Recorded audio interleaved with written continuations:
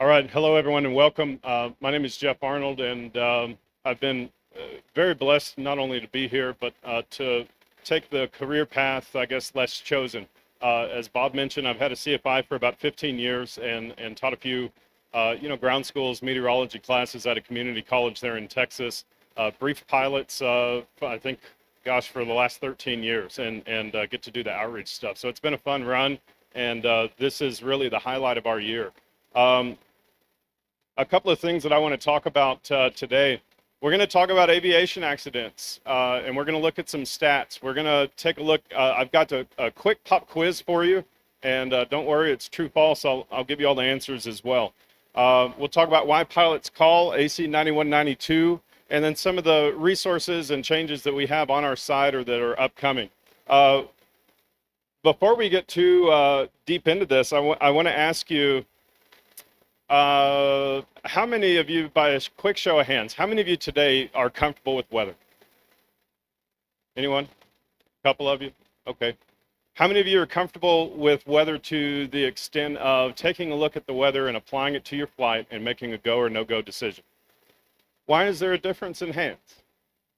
Right, and that's the question that we have. When we started giving this presentation 2 years ago, and it has evolved, I came to Oshkosh and I started saying self-briefing, and pilots would cock an eyebrow at you and say, that sounds like a synonym for threat to aviation safety.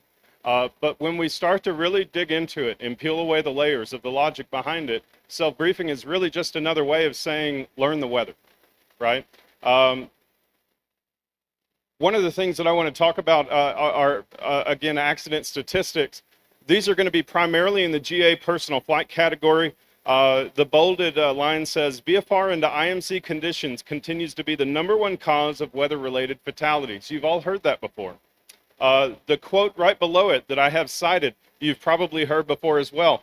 Weather is often cited as a cause or contributing factor, accounting for roughly a quarter of accidents occurring in GA aviation operations.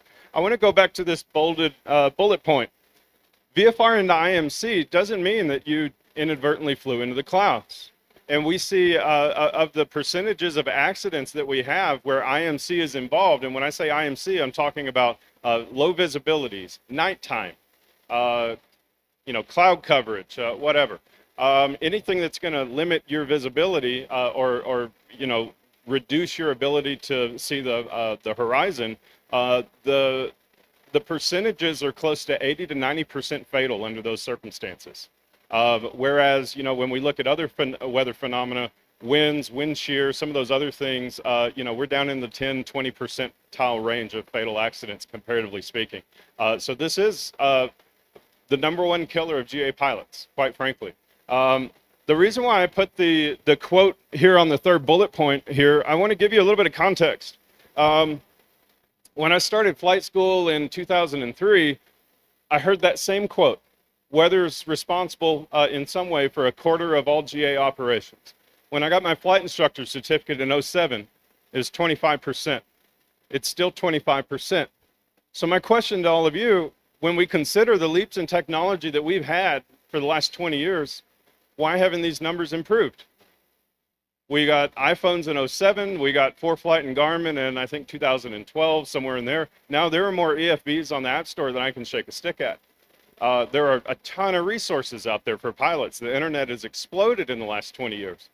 But these numbers stay the same. And when we take a look over on the right, accidents per 100,000 flight hours, AOPA will be the first to tell you that aviation accidents are on the decline, and they're not wrong. But when we start to really zoom into specific substratas of data like weather, we find that they are eerily flat. And I want to also call your attention to the chart on the left. These are GA accidents in the weather category for the past decade. And forgive me, I don't have the one with 2022 on it, but 2022 had 1,202, I believe. Look at these numbers. These are so uniform, they're scary to me. You got 1,200 plus or minus 25. The fatal accidents, not much better. And again, these are fatal accidents, the percentage of those that were fatal in the 250s or so, plus or minus 20, year over year over year. So here's another thought for you. We're about to start August, 500 to go. And we're well on our way to meeting that 1,200 mark this year. I can share with you. We do all of the initial -9 accident packages at Flight Service if you're not talking to a center or a controller or a tower, right? So I really want you to kind of think about that and say, well, how do we become comfortable with weather? I told you that, you know, we look at the leaps and bounds in technology. The only conclusion that we can draw is that there's still a human element with weather that is not being addressed, and it's not being addressed very well. I told you that I taught meteorology. I can tell you, I can give you a quick Cliff Note course on what we teach pilots. Clouds are bad, thunderstorms are bad, icing's bad. There's 3 types. High winds, low level wind shear, bad. VFR, IFR, go get them, little buddy. Right? You got an A. I'm being a little facetious there, but we really aren't giving pilots the exposure to weather in the training process that they really need to be successful. How much weather do you see as a student pilot or a commercial applicant before 250 hours? Very little. Something to think about. So we talk about comfort and familiarity, and that's really 90% of learning. When we say, how familiar are you with this? We're really saying, you know, have you learned about weather? We're saying, how comfortable are you with it? How familiar are you with it? And I'll give you one more thought. Wouldn't it be cool if you were as comfortable with weather as you are driving your everyday car? Now, how did you get to that level of comfort that you have, right? If you're anything like my wife, you've got, you know, the phone and the knee and the cruise control. She's not here, so I can get away with that. But it does imply a certain level of comfort and familiarity with that, with that vehicle, even though it may not be advised. Day in and day out interaction is what I'm after. Day in and day out interaction with weather, and day in and day out interaction with the self-briefing process. I'll expand on that a little bit more in just a couple of slides.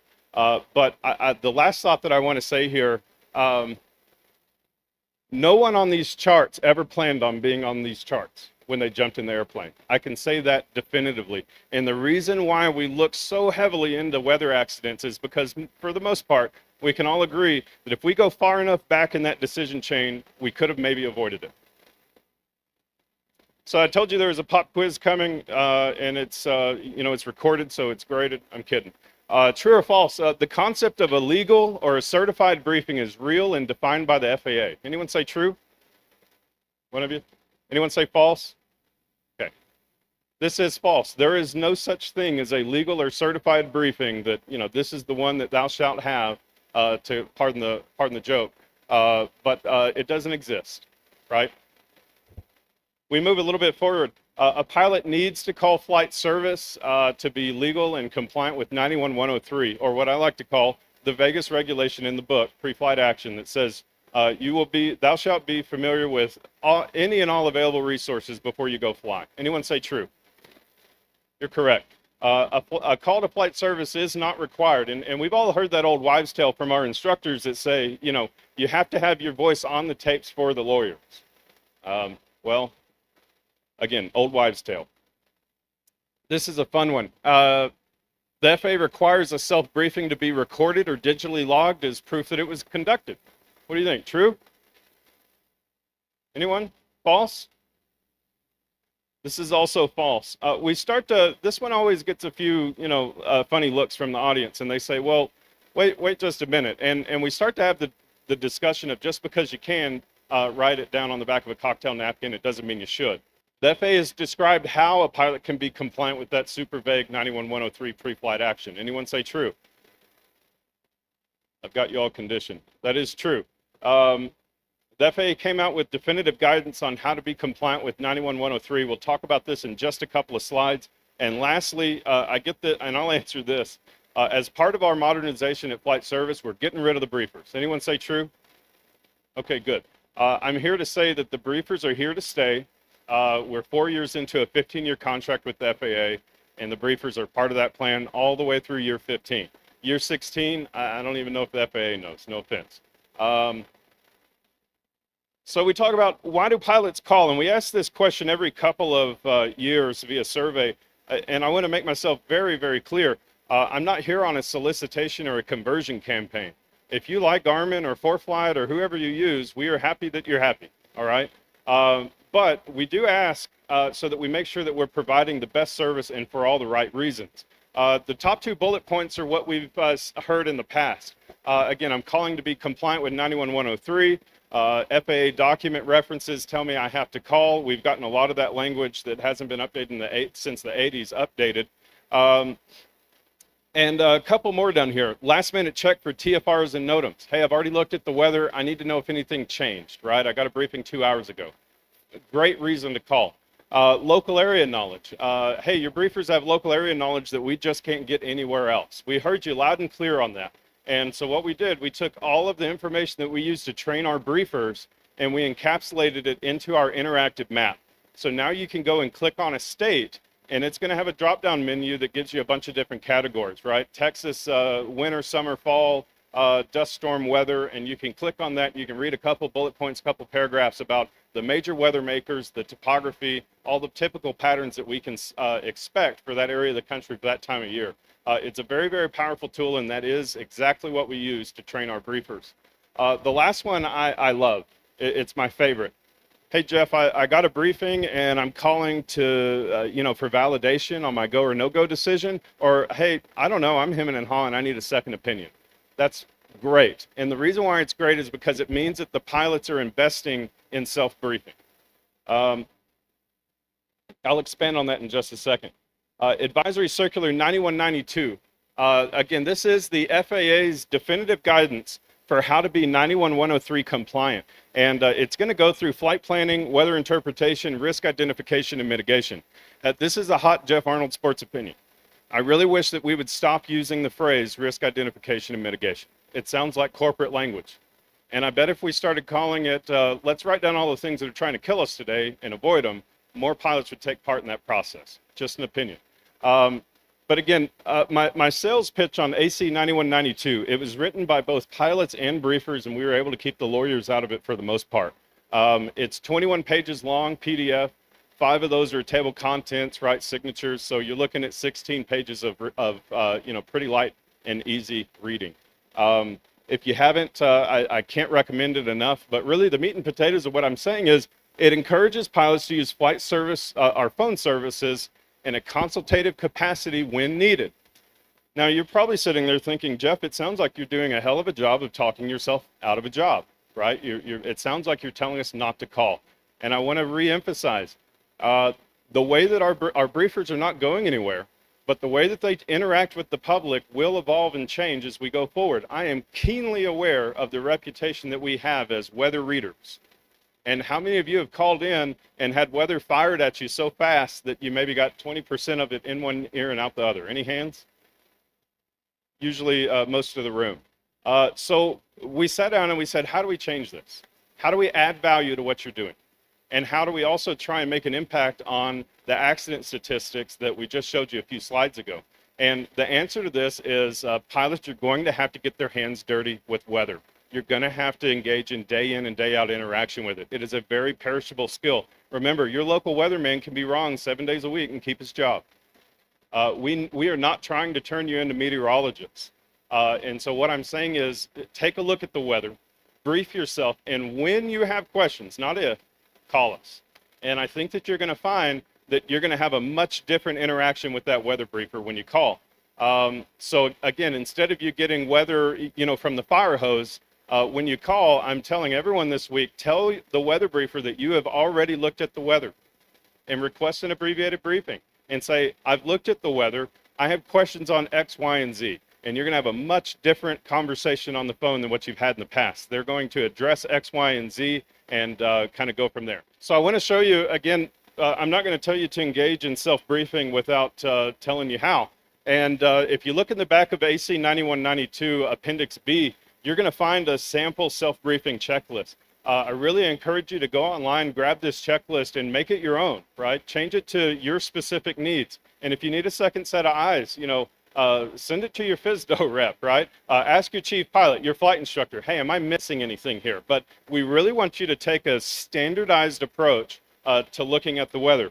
So at the end of this, what am I asking you all to do? To increase your comfort with weather, I'm advocating that you all take, whether you go fly or not, because again, this is a very perishable skill, especially the interpretation aspect. And you can spend 8 years at that god-awful school in Norman, Oklahoma, I'm a Stillwater guy, and still be wrong on the weather, right? But I'm saying whether you go fly or not, every day, every other day, once a week, whatever you can manage, take a look at the weather and self-brief, even if you're not going to go fly. And at the end of that, I want you to do one thing. I want you to write down go or no go.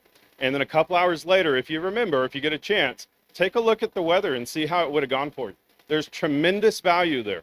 Again, no one ever sets out to fly VFR into IMC conditions. That's never the initial intention, right? But it does sneak up on you. And it doesn't just happen to VFR pilots. It happens to IFR-rated pilots all the time. Again, anchor this self-briefing process to a checklist and really know where your resources are. AC 9192 does a good job of explaining where those resources are, but also, your flight instructor is usually going to be your primary resource, right? That's the person that you're going to turn to and say, what next? What do I do next, right? What are we doing next? But, if you're part of a flying community, anytime you can get a group of pilots to bounce ideas, there's value in that. We've talked enough about proficiency, but I've got a couple of educational resources to point you towards at the end of the briefing.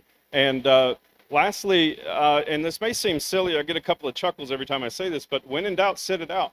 I can't tell you how many times I've been in an FBO hemming and hawing about the weather, like, should I go, should I not go? And eventually I have to say, if I'm thinking about it this hard, I don't need to go because weather changes. I've also been in the scenario where I'm standing in the FBO and I've had paying passengers looking at me with their arms crossed, like, did you go to flight school? Do you know how to turn it on, right? How can we help you get it? Again, are your family members or your business partners going to be more upset with you for being late or for never getting there? To take this a step further and more to Mark's point, how do I teach my students to be comfortable with weather from day one? And I would say teach it just like you would teach a pre-flight inspection, right? And think about this. Your instructor is going to go around the airplane with you. You're going to do a pre-flight inspection. You're going to point everything out that they need to know. And you're going to do that a couple of times until they start kind of doing it on their own. And then eventually you're just kind of stand back and observe, right? Take the training wheels off and tell your students, hey, you know what to do. You know what the process is. You're going to have questions. Write them down. We'll go over them together. And if we still can't find the answer, we're going to give Flight Service a call. That's what they're there for. The last thing that I want to really touch on is this final bullet point down here. Insist on consistency. And what I mean by that, I'll never forget, I was a student pilot at Oklahoma State, and I was sitting in the lobby, and there were 3 or 4 instructors. They were going to go grab a steak up at Hutchinson, Kansas. There's a steakhouse on the field. I think it's still there. And one of them said, hey, has anyone looked at the weather? And I wasn't going. And somebody said, we'll figure it out on the way. And I'll never forget, I thought to myself, oh, that's how the game's really played, right? So the first time you do that in front of a student, it's like my kids. You're telling them this is okay, this is acceptable. You don't have to get the weather before every briefing. And I can't tell you that's a recipe for disaster. Because not getting the weather, like I said, it's very perishable. It just festers and it gets worse and worse over time. And then, pretty soon we have a lot of flight instructors that are really, really uncomfortable with weather. If you are uncomfortable with the subject as an instructor, your students will also be uncomfortable with that subject. Something to think about there. I want to talk about, I want to get off my pedestal and talk a little bit more about our website before I totally run out of time. But at Flight Service, we have a tradition of having some decent ideas and then forgetting to tell everyone, and this is no different. This is called priority service, and it was referenced just a minute ago. So what we did, we said, how can we incentivize a behavior change with general aviation pilots? And again, I could come up here and tell you, call us before every flight, and it would keep me in business. But that's not what I'm here to say. And I'm here to say that the only way that we can impact those accident numbers is by pilots coming to the briefing as equally invested partners in the flight. Again, when you have that mental model of your flight in your head, when you call, you're able to start putting, what the briefer is saying to different places in that mental model. So again, we really wanted to reward pilots that are engaging in this process. There are 3 things you can do on our website to kind of skip the line, so to speak. You can file a flight plan, generate an online briefing, or complete the graphical checklist on our interactive map. It's just a checklist. Again, it's powered by SkyVector, and you can click on METARs and TAFs. It'll wipe the map, give you METARs and TAFs, and you can just kind of checklist your way through a briefing on that. When you hit log and it goes in your pilot profile, if we had the whole tent call right now, a good portion of you would go on hold. But if I were to file a flight plan and then call, my phone call would be answered next. Right now, we estimate that less than 9% of our users engage in this service, and it is there. We get asked quite a bit, do you integrate with ForeFlight and Garmin? And unfortunately, the answer is no, despite our best efforts. So if that is something that you would like, we really recommend you give them that feedback and say, hey, we want the briefers to be able to see what we did on ForeFlight or flightplan.com, when we call. There are some third-party providers that you can give us permission to look at your accounts, and that way when you do call, the briefer can see what you've already done, and again, it just kind of speeds things up. You may want to take a picture of this. This is a short 6-digit, and I'll use the F word here, free, 6-digit phone number. You can ad hoc request METARs and TAFs, and another cool feature, if you look on the second bullet point, you'll see METAR, Frederick, Maryland, and then you'll see the letters Papa Tango. And Papa Tango stands for plain text. So if you're still trying to decode some of that METAR stuff, it's going to give you that information in plain text. You'll also notice below you can request a METAR and a TAF at the same time by just typing in Mike Tango and then the airport identifier. We are coming out with a 10-digit version of this phone number so that you can attempt to utilize it on your devices in your aircraft, and we're going to have to work out a couple of kinks with that, but it's on the way. One of the biggest questions we get asked is, do you have an app? And unfortunately, the answer is no, and we really don't have any immediate intent to create an app. And the reason why is because you would have to have a live internet connection to see all the stuff on our website anyway. But we're going to be a little bit more, again, we're a federal contract, so our hands are a little bit more tied when it comes to adding products that may or may not have the blessing of the FAA. But with that being said, our mobile website is very user-friendly. It should detect whatever screen you're on and resize accordingly. And if you still need to get back to the desktop site, you can see there in the center picture the item with the red box around it. You can click on that. It'll take you back to our desktop site if you're looking for something that isn't there. A couple of new features we've integrated into our interactive map. The FAA weather cams have been integrated. If you're not familiar with that program, it's phenomenal. They're just putting cameras in 360 degrees on airports, and it kind of gives you a boots on the ground view of this is what's happening right now. Another cool feature is you can click view clear day, and it'll show you what that airport looks like on a clear day so that you can compare it to what you're seeing right now. Again, that's on the interactive map. I think Colorado and Maine are pretty close to 90–95% in-state completion, so they've done a really good job of really pulling all that in, and the FAA is pursuing a really aggressive adoption campaign for the lower 48. They're hoping to get the rest of the states down here in a similar state within the next 3 to 5 years. RBL stands for range bearing line, and it's a pretty simple tool. You can you can really just draw a line from an airport to whatever else you want on the interactive map. And it's going to draw you a kind of a radius along with that line as you drag it out. It's going to give you the magnetic course and also the distance in nautical miles. So again, you can use this to gauge how far away is this thunderstorm, how far away are these cells, whatever you need it for, excuse me. We've tried to pack this website with as many links as we possibly could to references, resource materials, legends, and all that kind of stuff. And I'm not throwing rocks at aviationweather.gov. Their beta site looks awesome, and it's coming, hashtag coming soon, right? But the difference is we took all of our static weather charts and we just kind of put them on one page instead of having to click through a bunch of different tabs with drop-down menus. So they're kind of right there in your face. If you get a chance, how many of you are familiar with the aviation forecast discussion tool? Y'all heard of that? A few of you? So I can't recommend this tool enough. And again, there is really no one-size-fits-all weather product that's going to meet all of your needs. It's a composition of all these different documents and charts and what have you. But the aviation weather forecast discussion, I guess the best description I can give for you, it's the weather nerds explaining why they put what they put in the TAF. No offense to weather nerds, I fall in that category. I made Jenna pull over yesterday. We took pictures of weird clouds in Appleton. A follow-up question to really drive this point home. How many of you get a weather briefing by pulling METARs, TAFs, glancing at a radar, and NOTAMs? Show of hands. I've done it too. It's okay. The camera's pointed this way.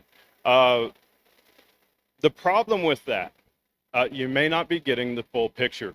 Last year, I was in front of a group of 60 flight instructors in an auditorium in Florida, and I asked them the same question, and most of their hands went up, and they said, yeah, that's typically how we get a briefing. I pulled up the the aviation forecast discussion, and clicked on their area, and I said, what do you think about this? And the forecast discussion, again, the METARs said calm winds, clear skies, unlimited viz, and that's forecasted for the next 18-hour window. But the aviation forecast discussion said, convective activity is an almost certainty. We're just leaving it out of the TAP until we can nail down the time period. And I looked at that room and I said, how's that weather briefing feeling now? Right? The METARs and TAFs are only good for that, the METARs for that specific time. And, I think whatever the radius is around the airport, is it 4 statute miles? Is that right? Or is that TAF? Anyway, you get the idea. Outside 6 miles, by the letter of the book, that may or may not be valid. I want to turn you on to some of these resources that we talked about, and you can find these on the links section of our webpage. But the same group that put together the AC 9192 document that we spoke to just a few slides ago, they also developed 2 wings courses. And I can say here, all ego aside, they're probably the best courses on the Wings website. And the reason why I say that, they're scenario-based training, but they are monster comprehensive courses. The VFR course is 2 hours long. The IFR course is 4 hours long. Not to scare you away, as long as you're logged in the Wings website, you can kind of save your progress. But the reason why we didn't split that IFR course into 2 pieces, I was scared to death that we would have 1,000 people complete part 1 and 500 complete part 2. So we really felt that to give you anything less than a comprehensive course was doing you a disservice. It really is some of the best, most thoughtful training I learned as the guys were putting all this stuff together, things that I'd never heard before. They have a formula in there for, rough prediction of where that thunderstorm cell is going to be as it moves along its track. Something to check out. But again, I told you it was scenario-based training, and I really caution you from conducting scenario-based training in a vacuum. And what I mean by that is I get 100 on the what would you do in this scenario test every time I play, right? But that doesn't always translate to real life. One of the scenarios they give you, they say, hey, you're on the East Coast, you have the Appalachians here, the ocean's here, you have a thunderstorm here, your daughter's wedding is over here, you have the ring bearer, it starts in 4 hours, here's your weather, make a decision, right? And what they're trying, and I'm paraphrasing, but what they're trying to get across to you is park the plane and take the train, because your daughter's going to be a lot less unhappy with you for being late than not showing up. AC 9192 lives not only in the link section of our website, but also on FAA.gov. And we did a live from the Flight Deck YouTube panel last October. There was a representative from NAFI, AOPA, a bunch of industry experts, and we got off script really quick. And you had a bunch of people talking about where we think that we can collectively improve. It's a great presentation if you haven't seen it. Again, I really advocate that the Wings courses, if you are an instructor, offer some kind of incentive or extra credit to your students to take these courses. They really are good stuff. My social media manager threatened to stab me if I didn't put this on here, but we really only post like once a week. It's good for news updates, that kind of thing. If we're doing any kind of changes or anything like that, we're probably going to announce it there first. And lastly, I've got a quick 6-question survey. You can tell me how many ums I said in a presentation, how we need to kind of clean things up, that's fine. But question 6, there's an open answer. We're going to ask you how we can improve, and we certainly collect and value that feedback. But in the last one, we do run focus surveys. And Mark, I know you're on that list as well, but if you're interested in being part of those focus group surveys, anytime we're looking at bringing in new products, changes to the website, we're going to send a survey out to the users and say, hey, would you use this, and how would you use this, and all that kind of thing. The last request that I have for you, I've got my email address here, and I request that you reach out to me. Well, reach out if you want to chat for sure. But if you do engage in that 5 minute a day process that we talked about, and again, you'll see a vast difference in your comfort with weather after investing in yourself 5 minutes a day over a year. And that's exactly what you're doing. After a couple of months, shoot me an email and let me know how it's going, because I would love to work some of that into these presentations for our next go around. And we give these presentations all throughout the year to flying communities, flight schools, flight clubs, whatever. That being said, if you're a part of one of those flight clubs and you'd like to get this presentation out in front of your members, shoot me an email, we'll connect and we'll get it figured out. Like I said, that's what they pay me to do.